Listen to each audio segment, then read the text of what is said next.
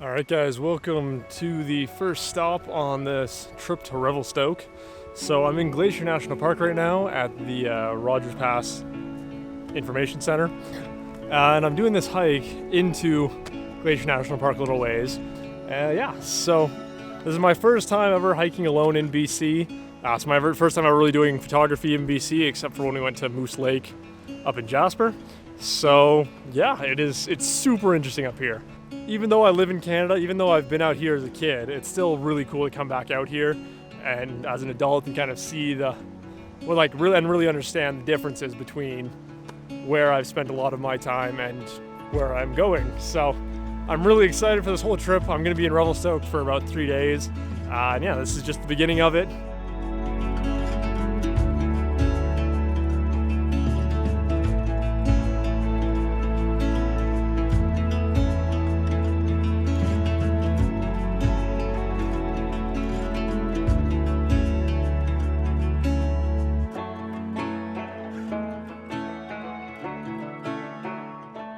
So one of the coolest things about this valley so far is just the waterfalls everywhere. There's so many more than you'd normally see in pretty much any valley in Alberta, just because there's so much more water here. Now it is also spring and more likely to be high water flow, but it's still pretty cool.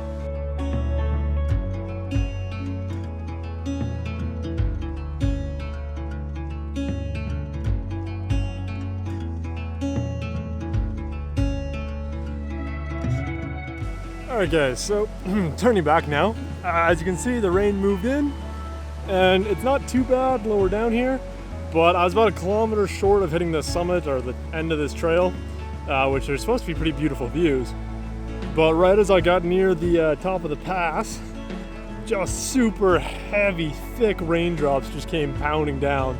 I don't want to get soaked to the bone just yet for probably a socked-in view, so probably would have made for some pretty good pictures, but I'm gonna do the smart thing and not get soaked. But yeah, so I'm gonna take it a little bit slower on the way down just to get some pictures, catch some of these waterfalls and that, because the lighting is super soft right now with these rain clouds coming in. Beautiful area, definitely something to come back to in the future, because amazing views, absolutely amazing views.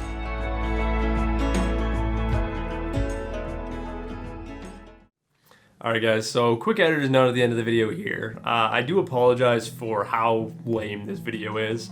There's something happened in my brain while I was during this trip, and I just really didn't feel like making videos. And I know that sounds really bad, but it was just something where I wanted to experience all this stuff, and just be able to like kind of purely experience it. I didn't want to have to think about video or shooting video and doing photography and all this stuff.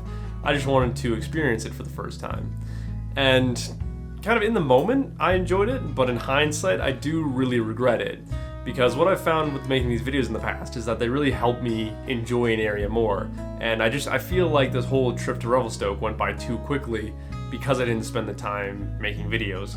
So this is kind of one of the harsh lessons I've learned, but I mean, it's one of those things that's good to learn, is that I do genuinely enjoy trips more when I spend the time doing photography, making videos and all that kind of stuff. So in the future, there will be more video on that happening, as much as I can do it. Again, this was a very interesting trip, and it's just kind of something that I never really got into the role of making videos and doing all that, and so I never got started with it, so I never started doing it, I guess, is the best way to explain it. It was just kind of each little thing I did where I would normally make a video, I just kind of hit this point where it's like, I don't really want to make a video, and I just kind of went and enjoyed doing the activity in the moment.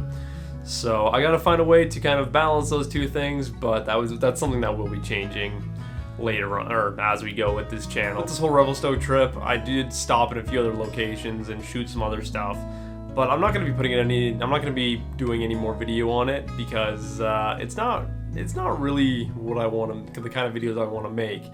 It's all kind of very disappointing. Not a lot of good photography happened after I finished off at Glacier National Park.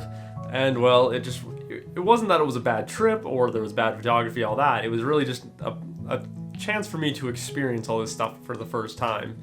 And whereas like in Jasper, I was very excited to do photography and make videos and all that stuff, in Revelstoke, I really just wanted to experience the area, and I mean, to be completely honest, there wasn't a whole lot of great photography after Glacier. So I know it's kind of disappointing to end a video this way, but I do kind of expect it every once in a while, because not every trip can go super well.